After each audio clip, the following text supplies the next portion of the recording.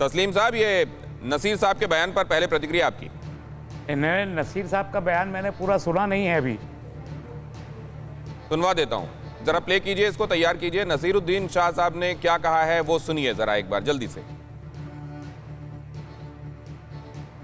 दोबारा हुकूमत पा लेना दुनिया भर के लिए फिक्र का बायस है।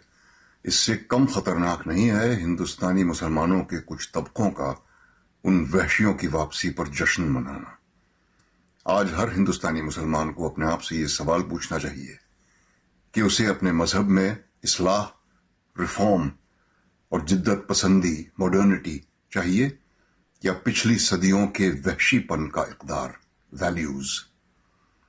मैं हिंदुस्तानी मुसलमान हूं और जैसा कि मिर्जा गालिब एक अरसा पहले फरमा गए हैं, मेरा रिश्ता अल्लाह मियां से बेहद बेतकल्लुफ है। मुझे सियासी मजहब की कोई जरूरत नहीं है। हिंदुस्तानी इस्लाम हमेशा दुनिया भर के इस्लाम से मुख्तलिफ रहा है और खुदा वो वक्त न लाए कि वो इतना बदल जाए कि हम उसे पहचान भी न सकें। बोलिए तस्लीम साहब। जी देखिए, बहुत मुझे हैरत है इस बयान पे। ये बात अपनी जगह सही है कि वहशत चाहे सदियों की हो चाहे आज की हो, उसे किसी सूरत में भी गवारा और बर्दाश्त नहीं किया जा सकता। लेकिन अगर नसीरुद्दीन शाह साहब का मतलब ये है, जो जहाँ तक मेरी समझ में आ रहा है, कि खुदा न खास्ता इस्लाम वहशत का मज़हब है, तो मैं नसीरुद्दीन शाह से बिल्कुल भी वो नहीं करता, इत्तफाक नहीं रखता। इस्लाम वहशत का मज़हब नहीं है और इस्लाम एक है, चाहे हिंदुस्तान का इस्लाम हो चाहे दुनिया के किसी भी हिस्से का इस्लाम हो। इस्लाम एक ही है, कुरान एक है, हदीस एक है, नबी एक है, रसूल एक है। तो इस्लाम एक है और वो वहशत नहीं है।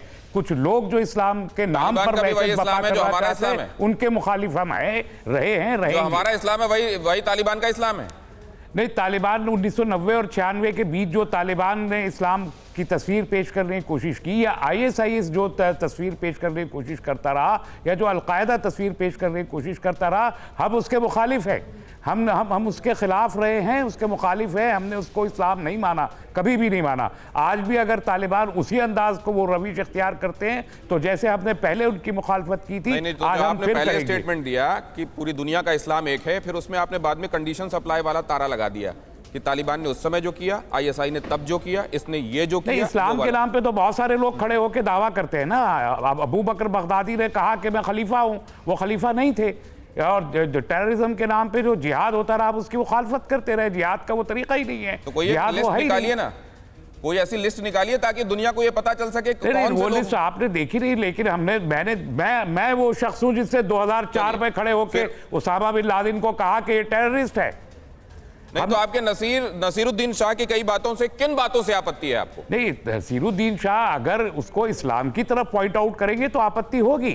वो जब ये कहेंगे कि मैं हिंदुस्तानी मुसलमान हूं और मैं फलाने वाले इस्लाम को नहीं मानता, तो ये अजीबोगरीब बात है।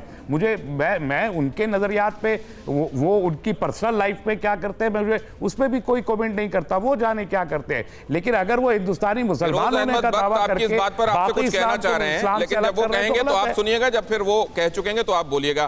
फिरोज अहमद बख्श साहब, मैं आ रहा हूं, शाह साहब आपके पास आ रहा हूं, दहलवी साहब के पास भी जाऊंगा। फिरोज अहमद बख्श जल्दी से प्लीज। जी हाँ, बस मैं जल्दी से कहना चाहता हूँ कि इस्लाम और हदीस में ये लिखा है, हुब्बुल वतनी निस्फुल ईमान। यानी हम जितने भी यहाँ मुसलमान बैठे हैं, हमारा जो भी पेट्रियाटिज़म है, हम हिंदुस्तान के साथ हैं, जो सरकार की पॉलिसी है उसके साथ हैं। और बिल्कुल सरकार ने अपनी पॉलिसी साफ़ कर दी है। We are waiting and watching कि तालिबान में क्या होता है। अच्छी सरकार बनेगी और अपनी औरतों को, अपनी ख़वातीन को, उनको परेशान नहीं करेंगे। इस्लाम सही माने से इस्लाम को फॉलो करेंगे। मुझे अफसोस इस बात का हुआ, रहमानी साहब ने ये कहा कि भाई वो इस्लाम कोई टेररिस्ट, जो बात इन्होंने कही है, हमारे शाह साहब ने, नसीरुद्दीन शाह साहब ने, इस बार उन्होंने सही बात कही है। तो मैं चाह रहा हूँ सपोर्ट करते। आप कह रहे हैं मैं बिल्कुल सपोर्ट नहीं कर रहा। अरे भाई ठीक है, पहले वो मुगालते में थे, पहले वो हिंदुस्तान में रहने से डरते थे, लेकिन अब जब उन्होंने सही बात कही है, अब ये मैं नहीं कहता कि उनका ये मन परिवर्तन है, मत परिवर्तन है, जो भी है, भले ही उनका मत परिवर्तन है, मन परिवर्तन नहीं हुआ, लेकिन वो भी ठीक है। कम से कम हिंदुस्तान की हुकूमत के साथ कई बार आप कुछ बातें आइसोलेशन में कहते हैं और कई बार आप बातें कंपैरिजन में कहते हैं जब दुनिया में बाकी जगहों पर देखते हैं। लेकिन शाह साहब कुछ कहना है, एक सेकंड मेजर मोहम्मद अली शाह साहब उसमें कुछ कहना चाह रहे हैं, उनकी टिप्पणी जरूर लेना चाहते हैं। करते हैं फिर, और आप जैसे लोग बोल रहे, वो डरे कब? उन्होंने कब कहा? आप मेरे को वीडियो दिखा दिए, मैं सर वो विषयांतर हो जाएगा। एक सेकंड, मैं आपसे एक बात जानना चाहता हूं।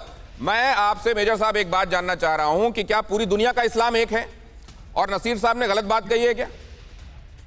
देखिए, इस्लाम जो है ना एक है पूरी दुनिया का, लेकिन तकलीफ क्या है, अगर कुरान शरीफ को खोलेंगे तो उसका पहला शब्द है इकरा, रीड, नॉलेज, स्टडी, पढ़ाई करिए। लेकिन हम लोग जो हैं पढ़ते नहीं है, इन डेप्थ नॉलेज नहीं है, तो इन डेप्थ नॉलेज नहीं है तो सबके इंटरप्रिटेशंस अलग अलग निकलते हैं। अब तालिबान का जो नहीं, किसको इन डेप्थ नॉलेज नहीं है? क्या तस्लीम साहब को नहीं है नॉलेज की किसको नॉलेज किसको नहीं है? जिसने कुरान शरीफ नहीं पढ़ी हो उसको मालूम ही नहीं क्या भाई के मजहब में लिखा क्या है। अब ये तालिबान जो है ना, तालिबान को इल्म नहीं है क्योंकि उनका शरिया लॉ अलग है।